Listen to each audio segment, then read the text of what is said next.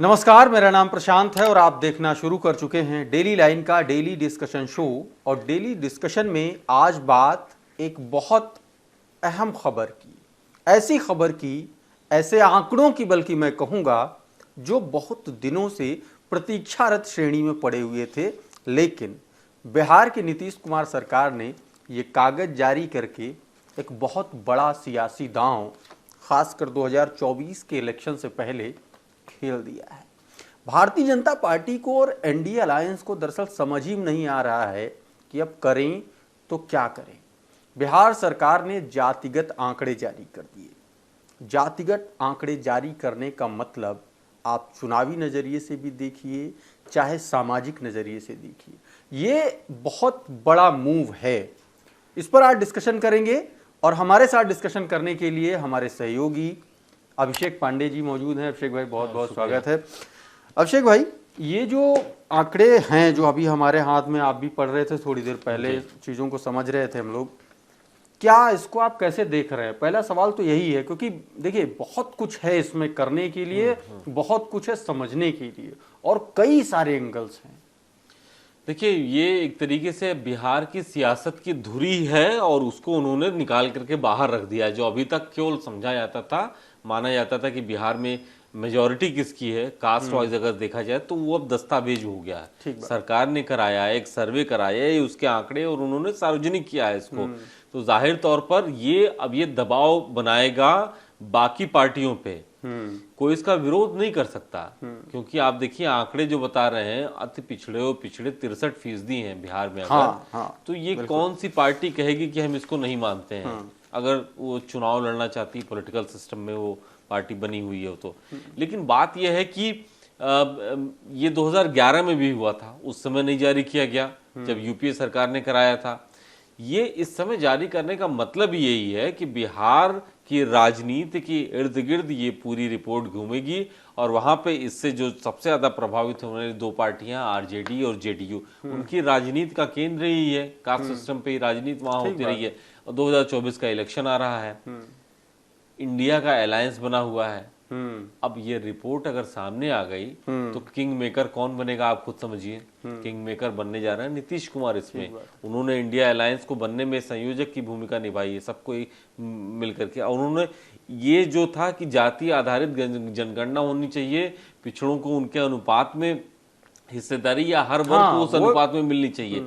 अब ये दबाव बनेगा कि ये बिहार ने करके दिखा दिया है। कांग्रेस भी डिमांड कर रही है, भले उसने नहीं किया 2011 में, लेकिन वो राजनीति क्योंकि है, चुनाव में जाना है 2024 में, तो अब ये वो भी कह रहे हैं, राहुल गांधी भी कह रहे हैं। बीजेपी के सामने एक दबाव जरूर है। देखिए, जो सत्ता में रहता है उसके सामने सवाल रहते हैं और दबाव रहते हैं। जो विपक्ष में रहता है वो सवाल पूछता है और उसके पास वो दबाव नहीं रहता। उसको तो फिर चुनाव जीतना है, आप वायदे कर दीजिए, आप बात खेलना है, एकदम पूरा मैदान पड़ा हुआ है उसके सामने, खुल के खेल रहे हैं लोग इस पे। लेकिन अगर सरकार में कांग्रेस होती तो क्या कांग्रेस ये फैसला कर सकती थी इतनी आसानी से? कहां कर पाई? 2011 में नहीं कर पाई, प्रदेश में नहीं कर पाई, सिद्धारमैया की सरकार नहीं कर पाई थी और उसका कारण भी नहीं बता पाई। अच्छा, एक सवाल और है मेरा जी। बिहार में लागू हुई, हिंदी पट्टी के स्टेट की हम बात कर लेते सबसे पहले। बिहार में लागू हुआ ये। अब उत्तर प्रदेश चूंकि सबसे बड़ा स्टेट है, 80 लोकसभा सीटें आती हैं, अभी कुछ महीनों में शुरू हो जाएंगी चीजें 24 को लेकर के। इसके बाद अभी जो 5 राज्यों में चुनाव हैं और खास करके जो 3 हिंदी पट्टी के राज्य हैं, राजस्थान, मध्य प्रदेश और छत्तीसगढ़, दोनों ही पार्टियों ने अभी तक पूरी अपनी कैंडिडेट लिस्ट नहीं जारी की है। इसको कैसे मतलब ये बिहार से एक प्रेशर जो क्रिएट हुआ जी, ये ना सिर्फ भारतीय जनता पार्टी पर बल्कि इन तीनों राज्यों में 24 से पहले कांग्रेस पर भी एक बड़ा प्रेशर होगा। जी हाँ, बहुत बड़ा प्रेशर है। ना सिर्फ बिहार में बल्कि पूरे भारत में जो सबसे बड़ी संख्या आबादी है जिस वर्ग की, वो ओबीसी अदर बैकवर्ड कास्ट है, वो सबसे ज्यादा उनकी आबादी है। जो जनगणना होती थी उसमें इस बात का जिक्र नहीं होता था, लेकिन अब ये पहला राज्य है जिसने अपने रिपोर्ट दे दी, आंकड़े दे दिए कि हमारे राज्य में 63% ओबीसी हैं। तो जो हिंदी पट्टी के राज्यों में जहाँ चुनाव होने जा रहा है वहाँ ओबीसी की संख्या वहाँ भी ठीक है, अच्छी है। उसको देखते हुए इस रिपोर्ट को कहीं ना कहीं तो उनको अपने सिस्टम में लेना पड़ेगा, उस दबाव को अपने सिस्टम में लेना पड़ेगा। यही बात तो कांग्रेस कह रही है। अगर कि हम कांग्रेस कह ही रही है कि हम जाति सरकार में आएंगे, राहुल गांधी कह रहे हैं, तो क्या जब वो टिकट बांटेंगे इन 3 राज्यों में तो क्या इस बात का ध्यान रखेंगे वो कि हम जो कह रहे हैं उसमें ओबीसी को सही प्रतिनिधित्व मिले? उस बात को भी ध्यान रखना, ये कांग्रेस के ऊपर भी अब दबाव अभी बन गया 3 है। दिन पहले कहा और 3 दिन बाद ये जारी हो गया। जी हाँ, बिल्कुल, कांग्रेस पे भी बहुत बहुत बड़ा दबाव है कि उसको भी तो डिलीवर करना है। और साथ में मतलब एक मैसेज ये भी हो सकता है कि जो क्षेत्रीय दल हैं उनकी भी बात अगर हम करें कि भाई साहब जो आप लोग जातियों की पॉलिटिक्स करते थे तो हम आपको बता दे रहे हैं कि आप अभी कितने पानी में हैं। सामान्य 15.52% बताया इसमें, अनुसूचित जनजाति 1.68% बिहार में, अनुसूचित जाति 19% बताया। तो जो छोटे छोटे जैसे मांझी हैं तो मांझी एक कास्ट बेस्ड पॉलिटिकल पार्टी है एक तरीके से आप कहें तो उनको उनके लिए भी एक बड़ा मैसेज है बिहार में। वो भी दबाव बनाएंगे इस पे अपनी संख्या को देखते हुए। देखिए, इसमें जो क्षेत्रीय पार्टियां होती हैं उनको ये सूट करता है। इस तरीके की राजनीति जो क्षेत्र आधारित होती है, जाति आधारित होती है, वो राजनीति उनको सूट करती है। वो बनी ही इसी आधार पे बनी है। लेकिन नेशनल पॉलिटिक्स जहां पे होती है उसमें आपको सबको लेके चलना होता है, क्योंकि आपको हर राज्य में रहना है। तो ऐसे में कांग्रेस भले ही सपोर्ट कर रही हो, लेकिन उसको अगर पूरे देश भर में चुनाव लड़ना है और आप सिर्फ यहां करेंगे तो आपको सवर्णों के सामने भी तो जाना है दूसरे राज्यों में। वही बात है, कल को आप अगर सत्ता में होंगे तो आपसे भी सवाल पूछे जाएंगे ना, क्योंकि आपको तो हर किसी के पास जाना है। और एक बड़ा इस पूरी लिस्ट में एक बड़ी रोचक बात सामने आई, मैं आपसे शेयर करना चाह रहा हूं, आपने भी पढ़ा होगा। जो ये पूरे आंकड़े हैं, क्योंकि बिहार में पलायन एक बड़ा मुद्दा है और वो पलायन जो है उसमें खुल करके सामने आ गया। 53 लाख से ज्यादा लोग ऐसे हैं जो रहने वाले बिहार के हैं लेकिन बिहार में है नहीं। और ये बड़ा मुद्दा, क्योंकि इन दिनों प्रशांत किशोर की जो पदयात्रा चल रही है जनसुराज की, वो अक्सर ये इस बात का वहां जिक्र करते हैं कि आपके बच्चों को, आपके घर वालों को बिहार वापस आना चाहिए कि नहीं आना चाहिए। नीतीश कुमार और आरजेडी ने, लालू यादव ने क्या ऐसा कर दिया? क्या वो माइग्रेशन रोक पाए? लोग क्यों बाहर रहें सालों साल?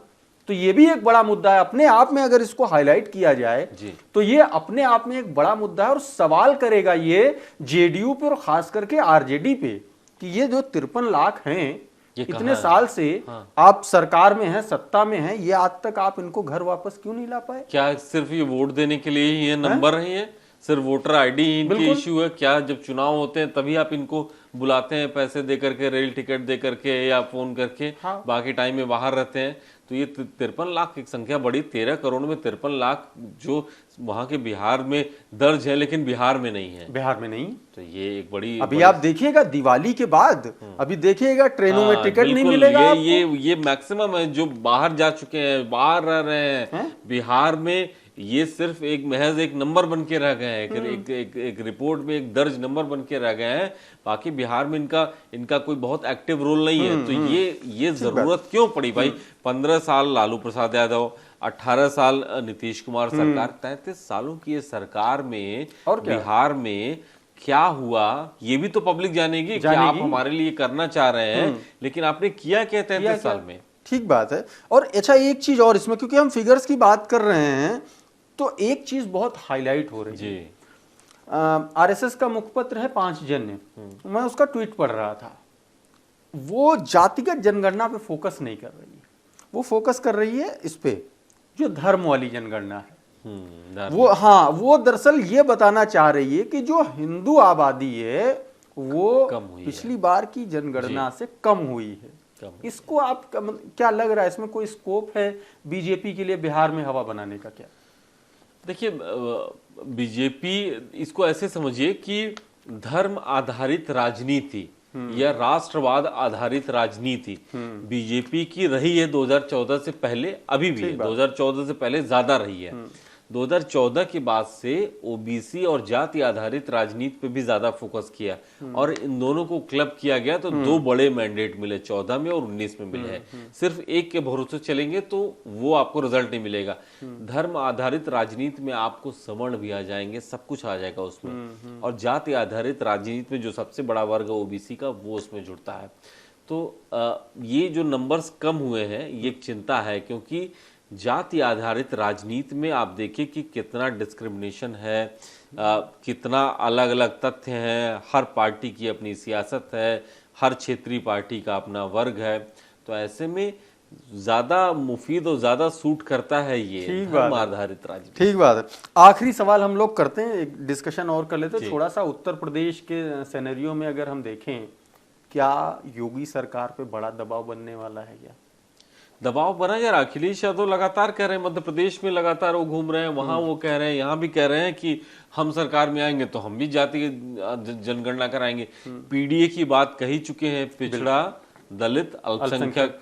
तो अल्पसंख्यक की अगर बात कर ली जाए तो नंबर्स तो लगभग पता है, क्योंकि योजनाओं में उनको शामिल किया जा रहा है। लेकिन पीडीए अगर पूरा मिलाया जाए तो 82% तो हो ही जाता है यहाँ पे। तो उनको अपनी स्ट्रेंथ पता है, इसीलिए वो कह रहे हैं कि हम भी कराएंगे यहाँ पे, अपना एक सर्वे कराएंगे।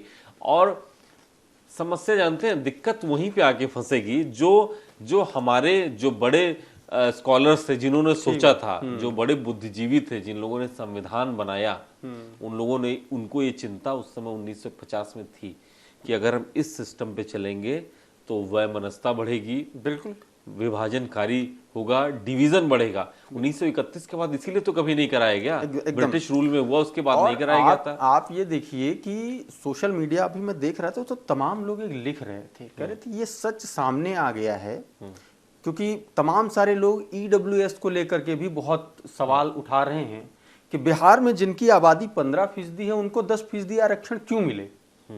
जी हाँ, बिल्कुल, ये डिवीजन होगा, ये डिवीजन, ये सोसाइटी को डिवीजन आपस में इसीलिए इसको नहीं लागू 1931 के बाद, इसीलिए कभी नहीं कराया गया कि ये विभाजन, समाज को बांटने वाली एक तरीके से ये काम होगा।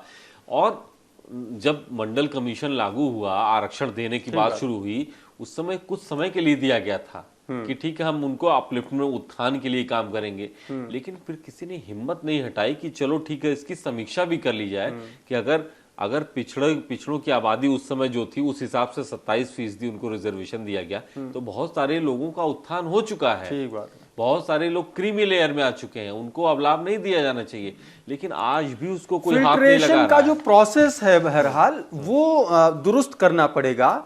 आरक्षण अगर चल रहा है, चलते रहना चाहिए, इसका कोई विरोध कर नहीं रहा है और होना भी नहीं चाहिए, लेकिन इसका एक सही प्रोसेस होना चाहिए, ताकि जिनको अब जरूरत नहीं है उनको सिर्फ और सिर्फ कास्ट बेस पे अगर आरक्षण दिया जा रहा है तो वो भी देखने वाली बात है, उसको भी फिल्टर किया जाना चाहिए। लेकिन अभी ये जो पॉलिटिकल मूव के हिसाब से देखेंगे, 2024 लोकसभा चुनाव और 2025 का विधानसभा जो बिहार का चुनाव है, उसके नजरिए से बहरहाल लालू प्रसाद यादव की पार्टी जो है आरजेडी और नीतीश कुमार की जेडीयू ने एक बड़ा गेम कर दिया है। देखना होगा कि अब आने वाले वक्त में भारतीय जनता पार्टी इसको कैसे टैकल करेगी, क्योंकि पूरे हिंदुस्तान में आप देखेंगे, चाहे हिंदी पट्टी देख लें, चाहे साउथ में तो खैर नहीं है बीजेपी, लेकिन हिंदी पट्टी और नॉर्थ ईस्ट में देखेंगे तो भारतीय जनता पार्टी अभी भी कई राज्यों में पूर्ण बहुमत के साथ सरकार में है।